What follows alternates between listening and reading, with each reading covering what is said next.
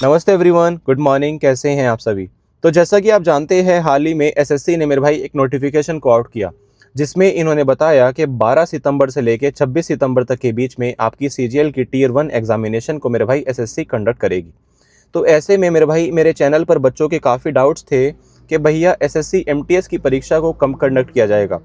तो मेरे भाई मैं आप सभी को कहना चाहता हूँ कि 12 सितंबर से लेकर 26 सितंबर तक तो आपकी टियर 1 एग्जामिनेशन ही कंडक्ट की जाएगी। तो उसके बाद कभी सीएचएसएल होना है, उसके बाद कभी एमटीएस होना है। तो आप उम्मीद लेकर चल सकते हैं मेरे भाई कि 1 अक्टूबर से या तो 7 अक्टूबर के बीच में या तो पहले हफ्ते में अक्टूबर के आपकी परीक्षाएं आरंभ हो जाएंगी, या मेरे भाई मिड अक्टूबर में आपकी परीक्षाएं आरंभ हो जाएगी। मिड का मतलब है कि 15-16 के तारीख के आसपास आपको नोटिफिकेशन एमटीएस की देखने को मिल सकती है। तो मेरे भाई आज की वीडियो में मैं आपके साथ शेयर करने जा रहा हूँ कि अगले 25 से 30 दिनों में अगर आपने रीजनिंग को अभी भी शुरू नहीं किया है, तो मेरे भाई अगर आप एमटीएस 2025 को क्रैक करना चाहते हैं और 25 से 30 हज़ार की नौकरी लेना चाहते हैं, लेकिन आपको समझ में नहीं आ रहा मेरे भाई कि आपको रीजनिंग को कैसे कवर करना है, तो मेरे भाई आज की वीडियो में आपको 30 डेज़ का मास्टर प्लान देने जा रहा हूँ कि कैसे आप स्मार्ट तरीके से, एक एफिशिएंट तरीके से मेरे भाई आप रीजनिंग को टारगेट कर सकते हैं। और मैं कहता हूं कि 25 सवालों में से 17-18 सवाल आप सही कर सकते हैं। मेरे भाई आप सभी जानते हैं कि एमटीएस की परीक्षा में मेरे भाई रीजनिंग और मैथ्स क्वालिफाइंग इन नेचर होती है। अब काफ़ी बच्चों को तो मेरे भाई ये भी नहीं पता कि क्वालिफाइंग का मतलब क्या होता है। कि पिछली वीडियोस की कमेंट्स के नीचे जब मैं देख रहा तो काफ़ी सारे बच्चे ये पूछ रहे थे कि भैया क्वालिफाइंग से क्या मतलब होता है। तो क्वालिफाइंग से मेरे भाई मतलब होता है कि आपको एग्ज़ाम को सेशन 1 को, जिसमें कि मैथ्स और रीजनिंग होती है, वो आपको सिर्फ क्वालिफाई करना है। इसका मतलब ये है कि आपको उतना ही मार्क्स को स्कोर करना है जितना आप सेशन 2 में जा सके। उससे कम करोगे तो आप नहीं सिलेक्शन ले पाओगे, और मतलब आपको ज़्यादा से ज़्यादा कोशिश करनी है सेशन 1 में भी स्कोर करने की। बट अगेन ये क्वालिफाइंग इन नेचर होता है, आपको सारे क्वेश्चंस आप अटेम्प्ट कर सकते हैं, क्योंकि मेरे भाई कोई नेगेटिव मार्किंग देखने को हमें नहीं मिलती। तो मेरे भाई अब बात करता हूँ रीजनिंग के बारे में। तो सबसे पहले आप स्क्रीन पर देख पा रहे होंगे मेरे भाई, वेटेज वाइज मैंने बताया है कि सिटिंग अरेंजमेंट्स से मेरे भाई 2 से 3 क्वेश्चंस देखने को मिलते हैं। 1 से 2 क्वेश्चंस मेरे भाई एनालॉजी के देखने को मिलते हैं। 1 से 2 क्वेश्चंस मेरे भाई ब्लड रिलेशंस के देखने को मिलते हैं। वोटर इमेज के क्वेश्चंस आते हैं मेरे भाई, रैंकिंग के क्वेश्चन आते हैं, डायरेक्शन के क्वेश्चन आते हैं। तो मेरे भाई ये सारे कॉन्सेप्ट्स है जो हमें टीसीएस के समय पर देखने को मिल रहे थे। लेकिन एडिक्विटी ने मेरे भाई स्टेटमेंट और कंक्लूजन के क्वेश्चंस को भी रीजनिंग में मेरे भाई घुसा दिया है। आपसे पॉजिटिव क्वेश्चंस एडिक्विटी पूछ रही है। आपसे कहती है कि आप एक सड़क पर चल रहे हो, आपको मेरे भाई एक पर्स मिलता है जिसमें 50 से 60 हज़ार रुपये कैश है। तो पहली स्टेटमेंट कंक्लूजन में आपको दिया गया है, मेरे को काफ़ी पसीना आ रहा है, पता नहीं क्यों, ज़्यादा गर्मी हो गई है शायद आज। तो मेरे भाई पहली कंक्लूजन ये दे देते हैं स्टेटमेंट को देकर कि आप क्या करेंगे। आपको एक अगर पर्स मिलता है जिसमें 1 लाख रुपया कैश है, क्या आप पुलिस स्टेशन में जाएंगे मेरे भाई। दूसरी कंक्लूजन है, क्या आप पर्स में जो आईडी कार्ड है उस पर जो कॉन्टैक्ट दिया हुआ है उस पर कॉन्टैक्ट करेंगे, या सारा पैसा अपनी जेब में रख लेंगे, या कुछ नहीं करेंगे।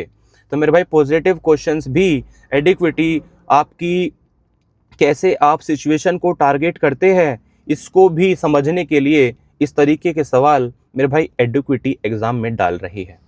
तो अगेन ये नई वैरायटी है क्वेश्चंस की, आपको मॉक्स लगाकर इन क्वेश्चंस की प्रैक्टिस करनी होगी। ये क्वेश्चंस मेरे भाई आपका माइंडसेट चेक करते हैं। तो मैंने आपको ये सारे वेटेज बता दिए मेरे भाई कि ये सारे क्वेश्चंस हमारे इन टॉपिक्स में से आते हैं। तो पहली फेज मेरे भाई स्ट्रेटेजी का क्या होने वाला है, 30 डेज मास्टर प्लान अगर आज से भी रीजनिंग को शुरू करते हैं, तो मेरे भाई आज के दिन से 10वें दिन तक आपको कॉन्सेप्ट बिल्डिंग पर फोकस करना है। मेरे भाई आपको उन कॉन्सेप्ट्स को टारगेट करना है मेरे भाई जो आसान है, जिनको आप जल्दी कवर कर सकते हैं। जैसे सीरीज के क्वेश्चंस हो गए मेरे भाई, न्यूमेरिकल सीरीज हो गई, अल्फ़ाबेटिकल सीरीज हो गई। 2 तरह की सीरीज हमें देखने को मिलती है। उसमें हमें पैटर्न्स देखने होते हैं कि क्या प्लस हो रहा है, क्या माइनस हो रहा है, क्या स्क्वायर का प्लस हो रहा है, क्या स्क्वायर का माइनस हो रहा है, क्या हम पहले से तीसरे की तरफ जा रहे हैं। तो मेरे भाई उसमें आपको पैटर्न्स को रिकॉग्नाइज करना होता है। काफ़ी आसान होते हैं अगर आपके मैथमेटिकल ऑपरेशन स्ट्रॉन्ग है। तो सीरीज़ पर ध्यान दीजिए। फिर हमारे पास अल्फ़ाबेटिकल सीरीज़ आ जाती है मेरे भाई, उसमें हमें SUW TUW ये सारी चीज़ें दी हुई होती है। उसमें हमें सारे पोजीशंस हमारे लेटर्स की हमें याद करनी होती है। उसके बाद हमें पैटर्न को रिकॉग्नाइज करना होता है मेरे भाई। तो आपको वो कॉन्सेप्ट्स पहले 15 दिनों में कवर करने हैं जो कि आप कर सकते हैं। जैसे सिलोगिज्म हो गया, ब्लड रिलेशंस हो गए, वाटर इमेज हो गई, मिरर इमेज हो गई। मेरे भाई ये सारे कंसेप्ट्स काफ़ी आसान होते हैं और इनमें आप काफ़ी अच्छा स्कोर कर सकते हैं। हमें सिर्फ क्वालिफाई करना है मेरे भाई, हमें सारा सिलेबस कवर नहीं करना। हमें इस समय मेरे भाई वही कंसेप्ट्स को उठाना है, वही टॉपिक्स को उठाना है जिनसे मेरे भाई हम 18 मतलब 35 से 38 तक के बीच में हम मार्क्स को स्कोर कर ले। तो मेरे भाई फेज 2 में आपको क्या करना है, 15 दिन से 25 दिन तक मतलब 10 दिनों में आपको मेरे भाई उन कॉन्सेप्ट्स को उठाना है, उन टॉपिक्स को उठाना है जो कि मेरे भाई मॉडरेट टू डिफ़िकल्ट लेवल में आते हैं। मतलब ऐसे सवाल जो कि मॉडरेट है और डिफ़िकल्टी लेवल तक जा रहे हैं। जैसे मेरे भाई कोडिंग और डिकोडिंग के सवालों को आपको करना है। आपको सिलोगिज्म उठाना है। सिलोगिज्म मेरे भाई काफ़ी मॉडरेट कंसेप्ट है और काफ़ी स्कोरिंग है। तो एडिक्विटी ने तो नई वैरायटी सिलोगिज्म की बना दी है, क्योंकि पहले सिलोगिज्म आता था ना ऑल ARB ऑल BRA, लेकिन मेरे भाई अब स्टेटमेंट बेस्ड सिलोगिज्म भी एडिक्विटी पूछ रही है। तो उसके लिए मेरे भाई आपको इस समय सेक्शनल मॉक लगाने पड़ेंगे। सेक्शनल मॉक जैसे ही आप लगाएंगे ना नए पैटर्न के, तो आपको अंदाज़ा हो जाएगा कि किस तरीके के सवाल मेरे भाई आपको एग्जाम में देखने को मिल सकते हैं। तो फिर मतलब हमारा सिटिंग अरेंजमेंट्स के क्वेश्चंस हो गए मेरे भाई, डायरेक्शन के क्वेश्चंस हो गए, है ना, एम्बेडेड फिगर्स के क्वेश्चंस हो गए।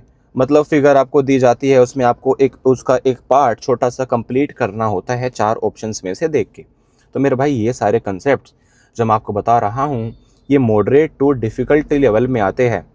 मतलब थोड़ा सा टाइम तो लेते हैं लेकिन स्कोरिंग होते हैं। तो आपको इन सारे कंसेप्ट्स को करना है। उसके साथ साथ मेरे भाई आपको 25 मिनट में 25 सवाल सॉल्व करने की कोशिश करनी है। कुल मिला के आपको एक सेक्शनल मॉक देना है अपने 15 दिनों से 25 दिनों तक। हर रोज़ आपको एक सेक्शनल मॉक लगाना है रीजनिंग का, जिसकी मदद से मेरे भाई आप अपनी रीजनिंग को स्ट्रॉन्ग कर पाएँ। अब बात करते हैं मेरे भाई फेज़ 3 की स्ट्रेटेजी की। तो फेज़ 3 में मेरे भाई आपको क्या करना है, आपका मैं कहता हूँ कि सारे कंसेप्ट्स हो गए, इजी कंसेप्ट्स आपने कवर कर लिए, मॉडरेट कंसेप्ट्स आपने कवर कर लिए, हार्ड तो आपने करे ही नहीं। मैंने उन्हीं सारी कंसेप्ट्स को, उन्हीं सारे टॉपिक्स को आपको बताया है जो मेरे भाई आपको स्कोर करना है क्वालिफाइंग करने के लिए। तो मेरे भाई आपने सारे बेसिक कंसेप्ट्स को मैं उम्मीद करता हूँ 2 स्ट्रेटेजी में आप कर लेंगे। अब आपको लगाना है मेरे भाई फुल मॉक अपना हर रोज़। मेरे भाई एक से 2 हफ्ता आपको हर रोज़ एक सेक्शनल मॉक लगाना है रीजनिंग का। मॉक लगाने के बाद मेरे भाई अपनी मिस्टेक्स को आपको ट्रैक करना है कि कौन सा कंसेप्ट ऐसा है जो मेरे भाई आपको नहीं फंस रहा आपके दिमाग में। अगर सिलोगिज्म मेरे भाई आपको नहीं बन रहे तो जाके सिलोगिज्म की वीडियो देखो। अगर मॉक के बाद आपको लगा कि आपकी कोडिंग डिकोडिंग के सवाल गलत हो रहे हैं तो जाके मेरे भाई उनके क्वेश्चंस देखो, वीडियो देखो। तो मेरे भाई यही करना है, आपको वीक एरियाज़ को ट्रैक करना है, उनको फिर से कवर कर लेना है अपने मॉक के रिवीजन। फेज़ 3 मेरे भाई हमारा रिवीजन है। हमने सारे कंसेप्ट्स को कवर कर लेना है। अब हमें ज़्यादा से ज़्यादा मेरे भाई क्वेश्चंस को सोल्व करना है। क्वेश्चंस को सोल्व करके आपका सबसे पहला तो ऑटोमेटिकली कॉन्फिडेंस डेवलप होगा। उसके बाद जब आप अपनी वीक एरियाज़ को, अपनी मिस्टेक्स को मेरे भाई ट्रैक करेंगे तो आपका ऑटोमेटिकली मॉक में भी स्कोर इम्प्रूव होगा। तो मेरे भाई यही थी आज की वीडियो। आपको 3 स्टेप स्ट्रेटेजी मैंने बताई कि आपको रीजनिंग को स्मार्ट तरीके से, स्मार्ट अप्रोच के साथ कैसे करना है। अगर कुछ स्मार्ट टिप्स की अगर मैं बात करूं कि मैं अपनी तरफ से अगर आपको कुछ स्मार्ट टिप्स देना चाहूं तो मेरे भाई PYQs गोल्ड है। काफ़ी बच्चों को ये परेशानी हो रही है कि भैया हम PYQs करें या ना करें। मेरे भाई मैं कहता हूं कि 70% सवाल हमेशा रिपीट हुए हैं, चाहे TCS हो चाहे एडिक्विटी हो। तो आपको इस गलत फहमी से निकल जाना है कि PYQs आपसे नहीं पूछे जाएंगे। मेरे भाई PYQs गोल्ड है। PYQs आपसे हमेशा पूछे जाएंगे, आखिरी दम तक पूछे जाएंगे। SSC के एग्जाम्स में मैं ये गारंटी देता हूँ। आपको मेरे भाई ज़्यादा टाइम वेस्ट नहीं करना है, जो सवाल आपको नहीं आता छोड़ दो, ठीक है जी। तो ये कॉन्सेप्ट्स आपको करने हैं। अगर मेरे भाई आपको ये वीडियो अच्छी लगी हो तो वीडियो को लाइक कर देना, मेरे भाई चैनल को सब्सक्राइब कर देना। और अगर मेरे भाई अगेन आपके किसी भी तरह के डाउट्स हैं तो आप कमेंट सेक्शन में लिख सकते हैं। जो मेजॉरिटी ऑफ द लोग कहेगी उस पर जल्द वीडियो आपके पास मिल जाएगी, ठीक है जी। मिलते हैं नेक्स्ट वीडियो में एक नई इन्फॉर्मेशन के साथ मेरे भाई, एक नए अपडेट के साथ, एक नए जज्बे के साथ। इतने पढ़ाई करते रहिए। Good luck, have a good day.